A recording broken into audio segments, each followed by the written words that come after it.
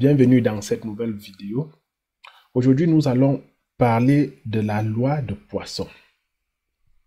Oui, la loi de Poisson, comme les autres lois que nous avons vues jusqu'ici, est une loi de probabilité discrète.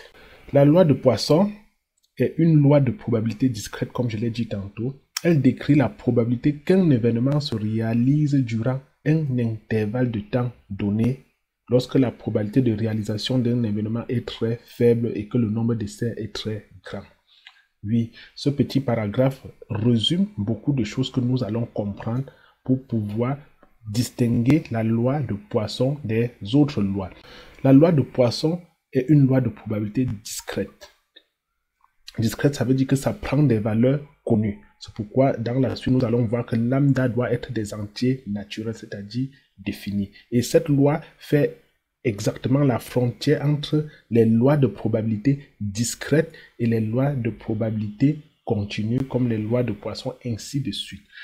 Pourquoi cette loi est-elle discrète alors qu'elle s'applique dans un intervalle? Parce qu'on dit que elle décrit la probabilité qu'un événement se réalise durant un intervalle de temps donné. Parce que nous avons vu dans les variables continues qu'elles se déroulaient, qu'elles se produisaient dans un intervalle, c'est-à-dire dans un intervalle, on pouvait avoir plusieurs valeurs. Mais ici, il s'agit bien d'un intervalle de temps, et dans cet intervalle de temps, on va plutôt calculer la probabilité de l'occurrence.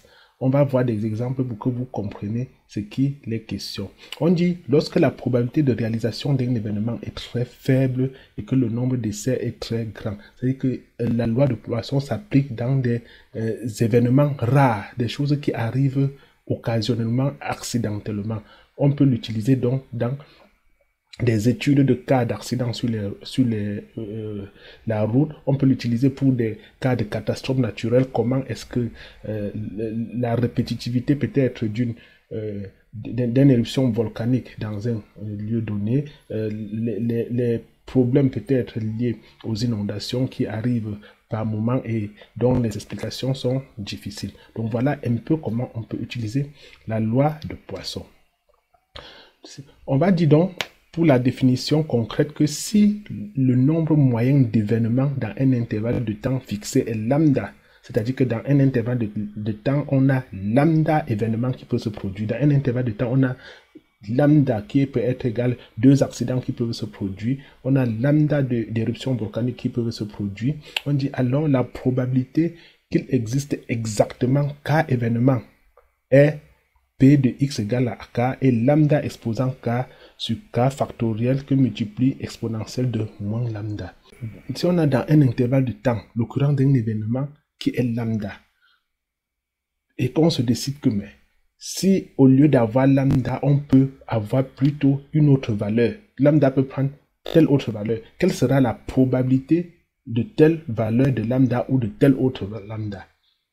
J'espère que vous comprenez de quoi il est question. C'est-à-dire, on sait par exemple que généralement par an, sur cette route, on a 2 accidents de circulation. Ça, c'est accidentel. On peut certaines années avoir 2, certaines années avoir 3. Maintenant, on cherche à calculer la probabilité d'avoir peut-être 4 accidents sur cette route par an. On sait que là, on a généralement 2, mais on veut savoir la probabilité d'avoir 4, d'avoir 5, ainsi de suite.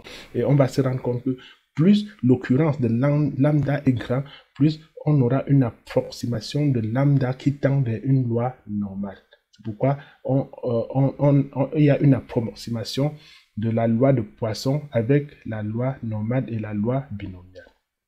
Donc, quand on a défini la probabilité de la loi de Poisson, on peut donc calculer l'espérance et la variance, et on a vu, ça se démontre, en démontrant, on va voir que l'espérance de la loi de Poisson est lambda et sa variance est égale à lambda. On va donc prendre un exemple pour comprendre cela et effectuer des calculs avec Excel. Rappelons que pour le cas de lambda, on peut facilement le faire avec sur un papier parce que là, il suffit tout simplement de remplacer chaque élément ici sur la formule par sa valeur et on aura facilement le résultat. Il y a aussi la table de poissons, la table de distribution de poissons qu'on peut utiliser. C'est une table à double entrée où d'un côté on a les X ou les K et de l'autre côté on a lambda. Donc il suffit de prendre l'équivalent de K et regarder le lambda et l'intersection des deux lignes nous donne la probabilité. Donc prenons l'exemple ici. On dit 2% de dossiers de crédit arrivent au service contentieux un an après leur signature. Voilà un problème. On dit que un an après la signature des dossiers de crédit, 2% arrivent au service de contentieux. On dit soit un lot de 100 dossiers. Quelle est la probabilité qu'un dossier ne devienne pas contentieux à un an? C'est-à-dire, quelle est la probabilité que peut-être l'année qui suit, il n'y ait pas de contentieux, alors qu'on sait généralement qu'il y a 2% qui arrivent toujours au contentieux.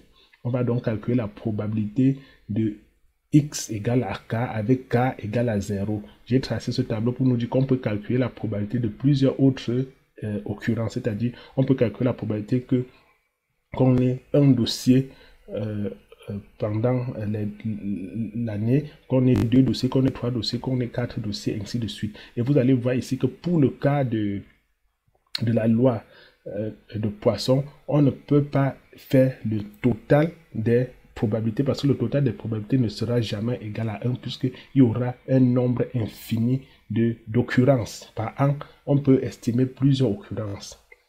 Donc, pour calculer cela, donc, il y a des paramètres de la loi de Poisson qu'on va définir. Il y a le nombre total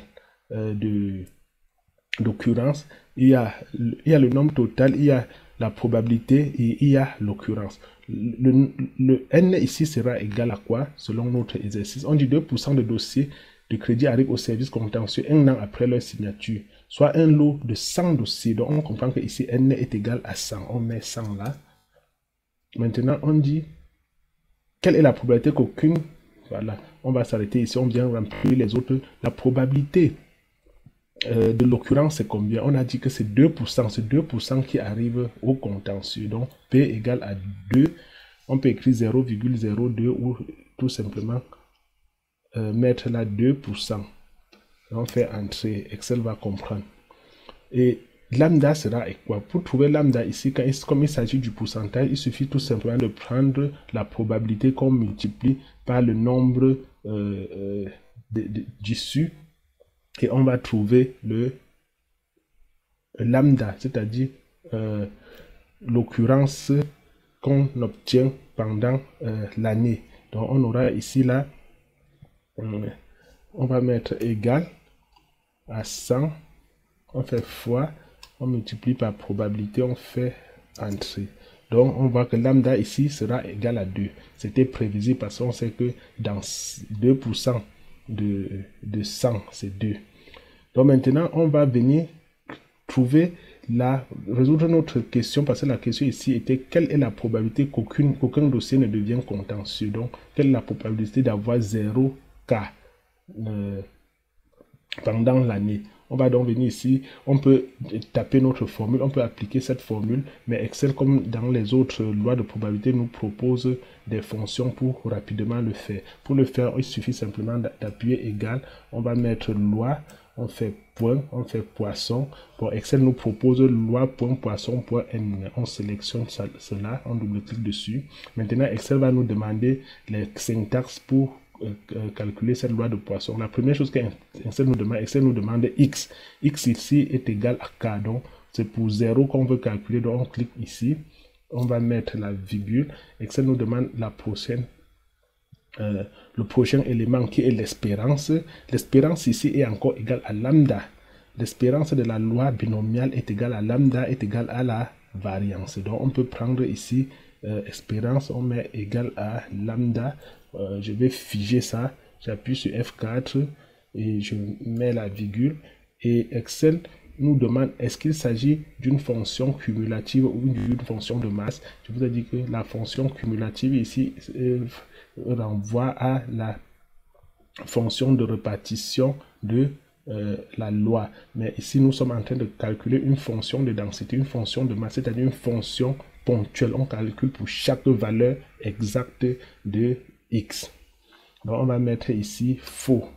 il s'agit d'une fonction de masse, on ferme la parenthèse et on fait entrer.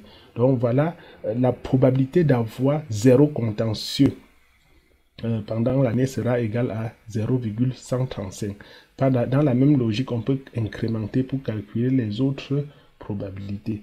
Donc on va voir ici que la probabilité d'avoir un contentieux est égale à 0,2, ainsi de suite.